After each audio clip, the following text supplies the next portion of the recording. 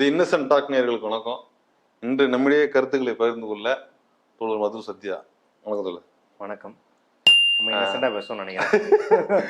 ஆமா, அதாவது எனக்கும் புதுசு தான் இது. First interview in my channel. ரொம்ப நன்றி வந்ததுக்கு முதல் இன்டர்வியூ கொடுக்கறதுக்கு பெருமைப்படுறேன். இல்லை, இந்த அமெரிக்காவில் வந்து இந்த ராஜா இந்த ஜாதி மேட்ரு தான். அது என்னன்னா, ஃபர்ஸ்ட் இப்போ நிறைய நீங்க பேசிட்டீங்க, நிறைய பேசிட்டீங்க, எல்லாரும் பேசியாச்சு. எனக்கு சில கேள்விகள் இருந்துச்சு என்னோட மைண்டுக்கு, அதை கேட்கலான்னு தான் அவங்க கூப்பிட்டுருக்கேன். ஃபர்ஸ்ட் வந்து அந்த தங்கை அந்த மாதிரி பாதிக்கப்பட்டாங்கன்னு சொல்லி அண்ணன் வந்து ஒரு ரைட்டப் எழுதுறாரு. அது தீயா பரவுது, தீ பரவட்டு மாதிரி மொத்தமா பரவுது. அன்னைக்கு முழுக்க அதுதான் போச்சு. அதிர்ச்சி செய்தி, திடீர்னு என்னடா இவரா அப்படின்னு ஒரு அதிர்ச்சி செய்தியா வந்தது. அன்னைக்கு ஃபுல்லா அந்த செய்தி தான் பறந்தது. அடுத்த நாள் வந்து அவர் ஒரு வீடியோ வெளியிடுறாரு, ஒரு கண் கலங்கி ஒரு வீடியோ போடுறாரு. வீடியோ போட்டோன்னா அது வரைக்கும் அந்த பரவுறது மட்டும் தான் இருக்குது. யாரும் வந்து எதுவும் பேசல, எதுவும் சார்பு ஆதரவு எதுவும் பேசல. அடுத்த நாள் அவர் வீடியோ போட்டோன்னே சில முற்போக்காளர்கள், உங்களை மாதிரி ஜனநாயக சக்திகள் எல்லாரும் அப்பதான் பேச வர்றீங்க சம்பந்தமா. பேச வரும்பொழுது என்ன அப்படின்னா, அந்த ராஜாங்கிற அந்த அந்த நபரை தவிர்த்துட்டு ஜென்ரலைஸா வந்து அந்த விஷயத்தை அணுகிற மாதிரி ஒரு எல்லாருமே அப்படிதான் பண்ணாங்க. ஏன் அப்படி அந்த மாதிரியான ஒரு அணுகுமுறை இந்த விஷயத்துல? இல்ல அது கண்டிப்பாகவே அது இந்த விஷயத்துல இல்ல, எல்லா விஷயத்திலயும் நம்ம வந்து ஒரு சாதி பிரச்சனை, ஒரு பாலின பிரச்சனை, ஒரு மத பிரச்சனை அப்படின்னு பார்க்கும்போது அது ஒரு தனி மனித பிரச்சனையா பார்க்க முடியாது. அது ஒரு சமூகத்தில் இருக்கும் கட்டமைப்பின் விளைவாக நடக்கிற பிரச்சனை தானே. அப்ப அதை ஃபர்ஸ்ட் பொதுவாக தான் பார்க்கணும். இந்த விஷயத்துல வந்து முதல்ல காட்டுத்தீயா பரவனதுக்கு காரணம் என்ன அப்படின்னா, தமிழ் சமூகத்துல பொதுவாகவே அதுவும் 90s கிட்ஸா வளர்ந்தவங்களுக்கு பட்டிமன்ற ஆளுகளை பார்த்தாலே ஒரு செய்யணுன்ற ஒரு இன்டென்ஷன் இருந்தது. ஃபர்ஸ்ட் நான் கூட ஒரு மீம் போட்டேன்னா, அதுக்கப்புறம் இது வந்ததுக்கு அப்புறம் அதை ஹைட் பண்ணிட்டேன். ஏன்னா வந்து அதுக்கப்புறம் வந்து அந்த கருத்துக்குள்ள போவோம். ஏன்னா இந்த பத்திரிமன்றத்துக்காரங்க வந்து அவங்க பத்திமன்ற ஜோக்குகளே வந்து எவ்வளவு பிற்போக்காக இருக்கும்னு நம்ம பார்த்துருக்குறோம். ஐயா எங்க வீட்டம்மான்னு ஆரம்பிச்சாங்க அப்படின்னா இப்பெல்லாம் அதை கேட்கவே முடியாது. அடிதான் உங்களுக்கு இப்பெல்லாம் மேடையில பேசினா அப்படின்ற மாதிரி. இன்னொன்னு, இவங்க வந்து பொதுவாக எல்லா தலைப்பும் நீங்க ஃபார் அகைன்ஸ்ட் எதை கொடுத்தாலும் இவங்க வந்து நகைச்சுவை பேசுறது மட்டும் தான் மூலதனமா வச்சிருக்காங்க வழியே இவங்களுக்குன்னு ஒரு அரசியல் கண்ணோட்டம் கிடையாது. இப்படி இருப்பவர்கள் பல இடத்துல போய் கசப்பான அனுபவங்கள் நிறைய பேத்துக்கு இருந்திருக்கு. இது வந்து இந்த இடத்துல சாதி பிரச்சனையா வந்துருச்சு. நீங்க நிறைய பேச்சாளர்கள் வந்து மலேசியா கூட்டு போறவங்க, துபாய் கூட்டு போறவங்க, நிறைய கதைகள் வந்து பேஸ்புக்ல எழுதுறாங்க. முதல் கதை கிடையாது. குடிச்சிட்டு கிடந்தாங்க படிக்க புக் அறிவு ஒருத்தன் புக் படிக்காம பண்ணிட்டாங்க. ஒரு பெரிய பேச்சாளர் எழுத்தாளர் வந்து அமெரிக்காவுக்கு கூட்டு போனா தெருவில் ஒண்ணு கடிக்க முடியலன்னு கவலைப்பட்டாரு.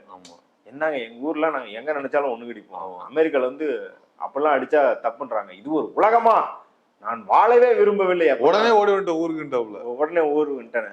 எவ்வளவு நக்கல் இருக்கணும். உனக்காக அங்க ஃபிளைட் டிக்கெட் எல்லாம் போட்டு ஒரு மாசம் லீவ் போட்டு சுத்தி காட்டின நபருக்கு இப்பெல்லாம் பண்ண இந்த மாதிரி தான் கூப்பிடுறாங்க. ஆமா. சோ அப்படி இருக்கும்போது தான் முதல்ல வந்தோடனே இவன் செஞ்சிருப்பான்டா அப்படிங்கிற மாதிரியான ஒரு கண்ணோட்டத்துக்குள்ள சமூக வலைதளம் போனதுக்கு காரணம் இதாதான் இருந்திருக்கு. இது வந்து முகாந்திரம் இல்லாம வரல. இவரோட நண்பர் வந்து பாரதி பாஸ்கர் வந்து இதே போலதான் வந்து 2024 வந்து அயோத்தியாவுக்கு போனாங்க, ராமர் கோயில் திறப்பு விழாக்கு போனாங்க. அப்புறம் வந்து இடஒதுக்கீடை பத்தி ரொம்ப மோசமா எழுதுனாங்க அப்படின்னும் போது சரி எல்லா நண்பர்கள் தான் இது இப்ப நடந்திருக்க வாய்ப்பு இருக்கு அப்படிங்கிறது ஒண்ணு. இன்னொன்னு, பொதுவாகவே முந்தைய தலைமுறையில இருக்கிற பெரியவர்கள் பேசும்போது நீங்க என்ன ஆளுங்கன்னு கேட்கறதோ இல்ல கேஷுவலா இப்போ நீங்க செட்டியார் அவங்களுக்கு தெரிஞ்சா நீங்க வந்து நல்லா உங்க சம்பாதிக்கிறத வந்து நல்லா மேனேஜ் பண்றீங்க, இன்வெஸ்ட் பண்றீங்க அப்படின்னு தெரிஞ்சா செட்டியார் மகனும் சொல்லிக் கொடுக்க வேணும்னு இப்படி கேஷுவலா சாதியை குறிப்பிடுறது, சாதியை வைத்து ஒருத்தரை மதிப்பிடுவதுன்றது அவங்கள்ட்ட புழக்கமா இருக்கு. அது வந்து அவர் கெட்டவராக இருக்கணும் கூட அவசியம் இல்லை. ரொம்ப நல்லவராக இருப்பார், நல்ல மனுஷனா இருப்பார், உங்கள்கிட்ட வந்து தன்மையா பேசுவாரு, உங்களுக்கு ஏதாவதுனா உதவுவாரு. ஆனா அந்த சாதியை கொண்டு பார்க்கும் அந்த உண்மை இருக்கும், அவங்கள்ட்ட அந்த யதார்த்தம் இருக்கும் இல்லையா? அப்படி வந்திருக்கும் வாய்ப்பு இருக்கிறது. ஏன்னா இவங்க எல்லாருமே இந்த முக்காவாசி பயங்கரமான சொற்பொழிவார்கள் அப்படின்னு சொல்றவங்க அவங்க சாதி சங்கங்களோட நெருக்கமா இருக்கிறதா இன்னைக்கும் நிதர்சனமா இருக்குது. அங்கேயும் போய் பேசுனீங்கன்னா இப்ப பிள்ளைமாருனா வந்து கப்பலோட்டிய தமிழன் ஆகும்னு பேசுவாங்க. ஆனா கப்பலோட்டு தமிழனை வந்து வாவு சிதம்பரனார் பிள்ளைய வந்து நீங்க வந்து ஒரு சுதந்திர போராட்டி தியாகியா பார்க்காம அவர் ஒரு சமூகத்தை சார்ந்தவர்னு பாக்குற அந்த பாணியும் பேசுறவர்கள். இவ்வளவு பேசிட்டு இருந்த பாக்யராஜ் நேத்தி ஓபன் பண்ணிட்டாரு. ஆமா, கம்மா அப்படின்னு பேசிவிட்டாரு. ஆச்சா. சோ இப்படியான ஒரு போக்கு இருக்கும் போதுதான் இப்படி ஒரு ப்ராப்ளம் இப்படி கேட்கும் வாய்ப்பு இருக்கிறது அப்படின்னு இருக்கு. இன்னொன்னு, அந்த பதிவில் எழுதியது நிறைய பேருக்கு அது தன் வாழ்நாள் அனுபவத்தில் பிரதிபலிப்பதாக இருக்குது. நீங்க வந்து நியா நானல வந்து கருப்பழனியப்பன் ஒரு இதுல பேசியிருப்பாரு. அந்த நாயர்னு போட்டுக்கிற அந்த பெண்மணி வந்து சொல்லுவாங்க, நான் என் ப்ரைடு நான் போட்டுக்கிறேன், நீ போட்டுக்குவோமா, நீ ஒருத்தனை இழி தொழில் செய்ய வச்சில்ல, அவன் விருப்பத்துக்கு மாற அவனை செய்ய வச்சில்ல, அவன் என்னன்னு போட்டுக்குவான் பின்னாடி. அப்ப குறிப்பாகவே சாதி அப்படின்னு கேட்கும்போது பட்டியல் சாதியினர் இன்னும் மேலும் பிரச்சனைக்குள்ளாராங்க. பொதுவாக சில ஸ்பேசஸ்ல வெறும் பார்ப்பனர்களே நிரம்பி வழிகிற ஸ்பேசஸ்ல பிற்படுத்தப்பட்டவர்களுக்கும் அவர்கள் சாதியை வெளியே சொல்வது ரொம்ப பிரச்சனையா இருக்கு. அது சாதியை வெளியே சொல்றதுன்னு கிடையாது, என்னவானே ஒரு அண்டர்ஸ்டாண்டிங்ல இருப்பாங்கன்னா, ஓகே எல்லாரும் பார்ப்பனர்கள், நான் பார்ப்பனர் இல்லாதவன், இதை பத்தி பேசிக்க வேணான்றதுல நான் பயணிச்சுட்டு இருக்கேன், நீ ஏன்டா வந்து ஓப்பன் பண்ணி விடுற, நாளையில இருந்து அவன் என்ன வேற மாதிரி பார்ப்பான் அப்படிங்கிற ஒரு பிரச்சனை இருக்குது. குறிப்பாக இது அமெரிக்காவில் நடந்ததுல என்ன இன்னும் கூடுதல் பிரச்சனைனா, அமெரிக்காவில் வந்து இங்க இருக்கிறத விட ஜாதி ஜாஸ்தியா இருக்குது. நம்ம என்ன நினைச்சிருக்கோம், அமெரிக்கா போனா இதை விட மாடர்னா இருப்பான்னு நினைச்சிருக்கோம். ஆனா அமெரிக்கா போனாதான் அங்க தமிழ்நாட்டுல இருக்கிற ரெஸ்ட்ரிக்ஷன் அவனுக்கு இல்ல. அவன் வந்து சட்டையை கழட்டி போட்டு, அந்த பிரகாஷ்ராஜ் வந்து பனியன் போட்டுக்கிற ஒரு டெம்ப்ளேட் இருக்கும், ஃபர்ஸ்ட் இப்படி இருப்பாரு, அப்புறம் இப்படி இருப்பாரு, அப்புறம் வந்து பெருமையா நடப்பார்ல, அந்த மாதிரி அமெரிக்கா போனோன்னு தான் சாதிய ரொம்ப கேட்கறது ஆள் இல்லாம, பெரியார் இல்லாம துளிர் விட்டு போச்சு அப்படின்ற மாதிரி அவன் அங்க போயிட்டு சாதி சங்கமா வச்சுக்கிறது. அங்க போனதுக்கு அப்புறம் நாடர் கவுண்டர்னு தான் பேரு பின்னாடி ஐயர் ஐயங்கர்னு சேர்த்துக்கிறது. இந்த மாதிரி அனுபவங்கள் இருக்கிறதுனால பல பேருக்கு அங்கே சாதியை வெளியே சொல்வது பிரச்சனையாகுது. இப்ப நிறைய பேர் எழுதும்போது என்னன்றாங்கன்னா, எங்க அமெரிக்கால தான் ஃபுல்லா சாதியா இருக்கீங்களா அப்படின்னா, அதை சொல்லிக்கிறவங்க மத்தியில பாதிக்கப்படுறவங்களும் இருப்பாங்கல்ல, அவங்கள திருப்பி இப்படி வந்து பாதிப்புக்குள்ள ஆக்குறது தான் எல்லாருக்கும் கன்சர்னா இல்ல. இப்ப இதுலயே வந்து இப்போ இவங்களுக்கு சாதி ஒழிப்பு இருக்கிற வாசி நீங்க வந்து இப்படி பேசிட்டீங்க, இதே வேற ஒருத்தருக்கு சாதி ஒழிப்பு, இப்போ ஒரு தலித்துக்கு வந்து ஒரு எஸ்சி மக்களுக்கு வந்து இருக்கிறதுனால நீங்க இப்படி அணுகுறீங்க, இதே வேற ஒருத்தர் பார்ப்பனித்தால் அடிபட்டா நீ இந்த சாதி ஒழிப்பு இப்படிதான் பேசுவீங்களா அப்படின்னு ஒரு கேள்வி வருது இல்ல? இல்ல, கண்டிப்பாக அதுக்கும் பேசுவோம். ஆனா வீரியம் வேற வேறையா இருக்கும்ல. இப்ப ஒரு பார்ப்பனர் ஒரு பெரிய தளத்துல ஒருவருக்கு தீண்டாமை கடைபிடிக்கிறாரு அப்படிங்கிறதுக்கும், இல்ல ஒரு உதாரணத்துக்கு எடுத்துப்போம், நீங்க அண்ணாமலைக்கு எச்ராஜா ஒரு தீண்டாமையை கடைபிடிக்கிறார் அப்படிங்கிறது பெருங்கொடுமையா, இல்ல ஊர்ல ஒரு தலித்துக்கு கடைபிடிக்கிற தீண்டாமை பெருங்கொடுமையான்னு பார்த்தா ஊர்ல கடைபிடிக்கிறது. ஏன்னா அவங்க அது அடிப்படை பிரச்சனைகளை முன்னகர்த்தியாக இருக்குது. இன்னொன்னு, நீங்க சமூகத்திலே ஒருத்தர் பிற்படுத்தப்பட்டவரும் தெரிஞ்சா அவரை கார்னர் பண்றதுக்கு நடக்கிற நடவடிக்கைகளோட ஒரு ஒரு பணக்காரர்கள் புழங்குற இடத்துல, ஒரு கல்வியாளர்கள் இடத்துல அவர் தலித்துன்னு தெரிஞ்சா அவர் கார்னர் பண்ண நடக்கிற நடவடிக்கைகள் ரொம்ப ஜாஸ்தியா இருக்கணும் போது நம்ம ரியாக்ஷன் அவ்வளவு வீரியமா தான் இருக்கும். இது வந்து இந்த நெகட்டிவிட்டி அப்படிங்கிறது அளவுலதான் மாறும் மொழிய, பண்பாக ஒரு பிற்படுத்தப்பட்டவருக்கு பார்ப்பனியத்தால் இது நடந்திருந்தாலும் அதை தானே பண்ணுவோம். நம்ம பல இடங்கள்ல வந்து பாராளுமன்ற உறுப்பினர்களோ இல்ல பேசும்போதோ இல்ல குருமூர்த்தி, ஒன்றும் இல்லை சசிகலாவை நீங்க சப்போர்ட் பண்றீங்களா, நான் சப்போர்ட் பண்றேன், யாரும் சப்போர்ட் பண்றது கிடையாது. ஆனா குருமூர்த்தி கங்கை ஜலம் இல்லைனாலும் பரவாயில்ல, சாக்கடை ஜலத்தையாவது எடுத்து அடிக்கணும் இல்லையோ அப்படின்னு சசிகலாவை பேசணுன்னே நம்ம தான் முதல்ல எடுத்து பேசணும். அவங்க பிற்படுத்தப்பட்டவங்க தானே, அவர் பார்ப்பனர் தானே. அப்ப யாரு நம்மளோட ஒத்து போறவங்க மட்டும் கிடையாது, நீ எதிர்த்தரப்புல இருக்கிறவன கூட நீ பிற்படுத்தப்பட்டவர் பட்டியல் சாதின்னு ஒரு பார்ப்பனரோ இல்ல வேறு அந்த சாதி எடுக்கல மேல இருக்கிறவரோ துன்பத்துக்குள்ள ஆக்குனா நம்ம எல்லாருக்கும் தான் கேள்வி கேட்கிறோம். ஆனா சசிகலாவுக்கு பெரிய பாதிப்பா குருமூர்த்தி சொல்றதுனால, ஆனா அந்த பெண்மணி வந்து தங்கைக்காக எழுதுறாருல, அந்த பெண்மணி அந்த சர்க்கிள்குள்ள எவ்வளவு மன உளைச்சலுக்கு ஆளாகி இருப்பாரு அப்படிங்கறதுனாலதான் நம்ம அது பக்கம் அதான் சொல்றேன். இப்ப இந்த பிரச்சனை என்ன ஆச்சுன்னா, இப்ப ராஜா இந்த மாதிரி வீடியோ போட்டோன்னே இந்த மாதிரி ஜெனரலைஸா பேசுறது, இல்லைன்னா ராஜா வந்து இப்படி பேசியிருப்பாரா பேசியிருக்க மாட்டாரான்னு டிபேட்டுக்குள்ள போயிட்டு உருக்கமா ஒரு பதிவு எழுதுனாங்களா அந்த பெண்மணி, அவங்கள யாருமே கன்சிடர் பண்ணல.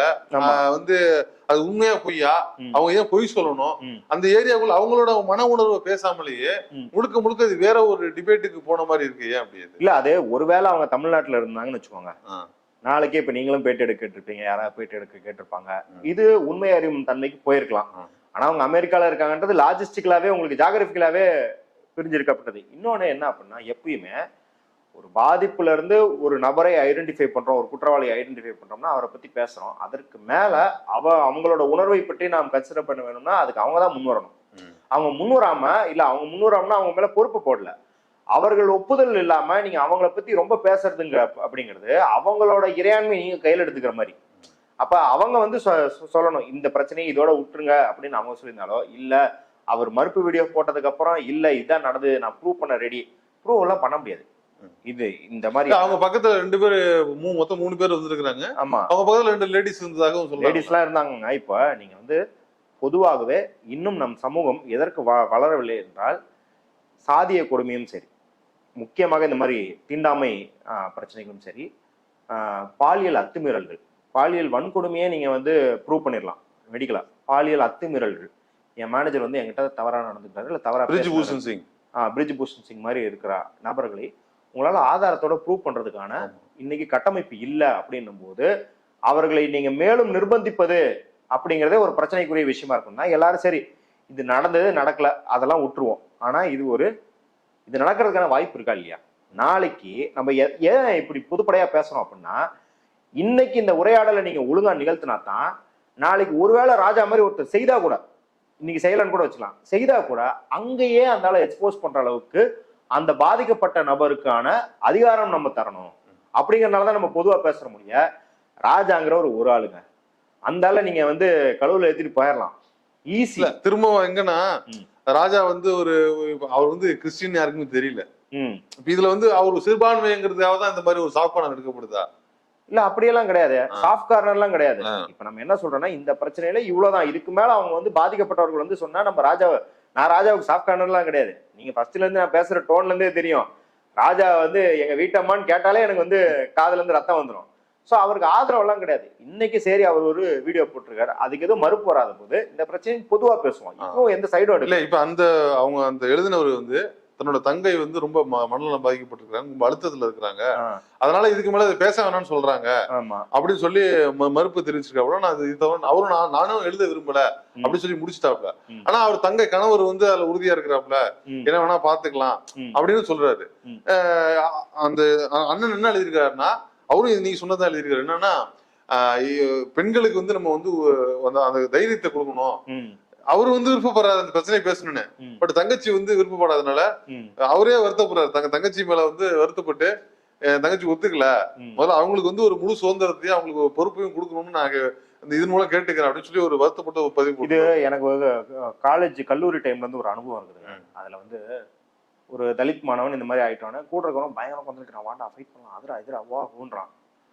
ஒரு கட்டத்துக்கு மேலே அவன் டென்ஷன் ஆயிட்டான். அந்த பையன், பாதிக்கப்பட்ட பையன் என்ன சொல்லிட்டான், அடி இதை முறை பார்க்குற, நான் வாழ்க்கை ஃபுல்லாக பார்த்துக்கிட்டு இருக்கேன், அதனால இன்னைக்கு வந்து உனக்கு ஏன் மேலே அக்கறைன்றதை விட நீ முற்போக்காலன்னு நிரூபிக்கிறதுக்கு நீ யோசிக்கிற அப்படிங்கிறது உனக்கு தெரிய மாட்டேங்குது. மேபி உள்ள வந்து நான் நண்பனுக்கு ஃபைட் பண்ணுறதா நினச்சிக்கிறேன், ஆனால் உனக்கு என்ன அப்படின்னா நான் ஒரு சாதி பிரச்சனையை பார்த்துட்டேன், நான் எவ்வளவு பெரிய சாதி எதிர்ப்பாளன்னு ப்ரூவ் பண்றேன் பாடுறா அப்படின்ற ஒரு உணர்ச்சியில இருக்கிறேன்.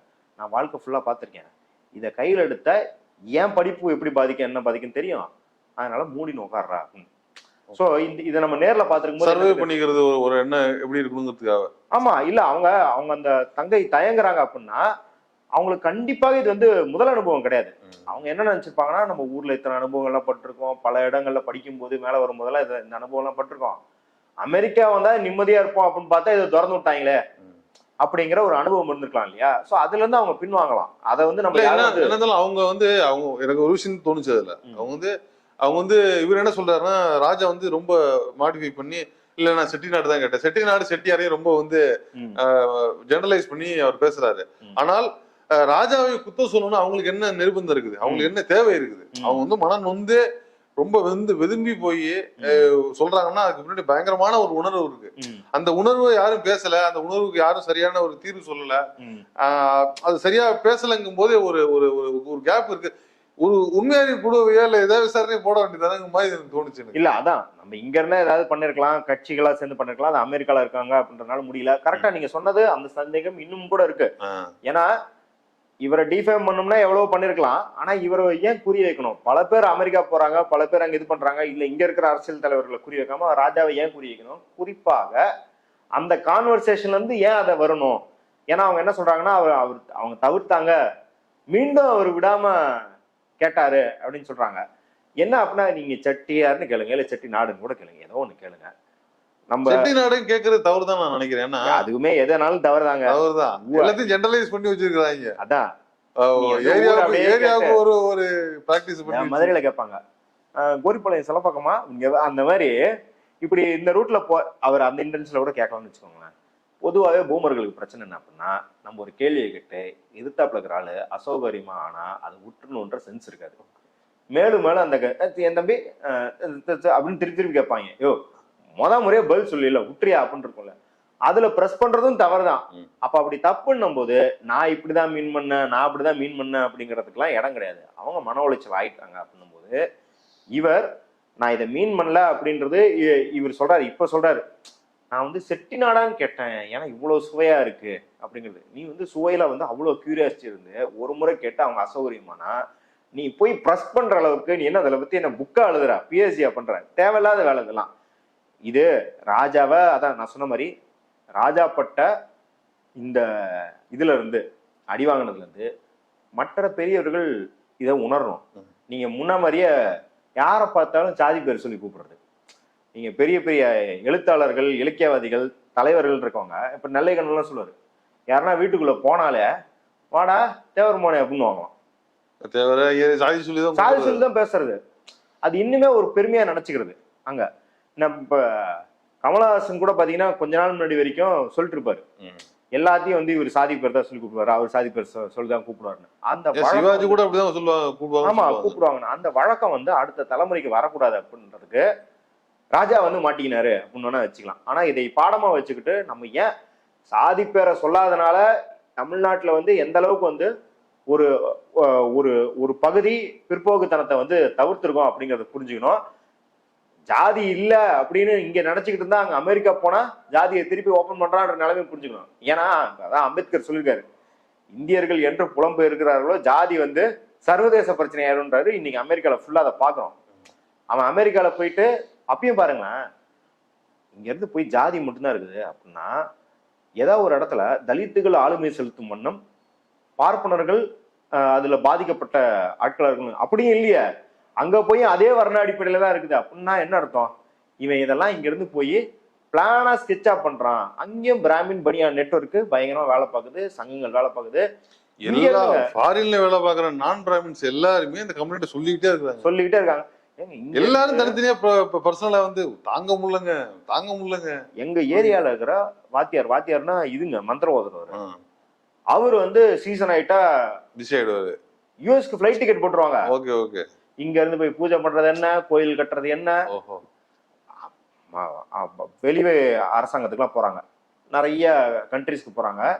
அங்க போய் அந்த அரசாங்கங்கள்ட்ட இந்திய மக்களுக்கு இல்ல ஹிந்துஸ்க்கு ஏதோ ஒரு சோசியல் குரூப், ஏதோ ஒரு சமூக குழுக்குன்னு சில காசெல்லாம் வாங்குறாங்கன்னு தப்பா சொல்ல, நலத்திட்டங்கள் மாதிரி நாங்க அந்த நாட்டுல சிறுபான்மையினரா இருக்கிறோன்றதுக்காக வாங்குறாங்க இல்லையா.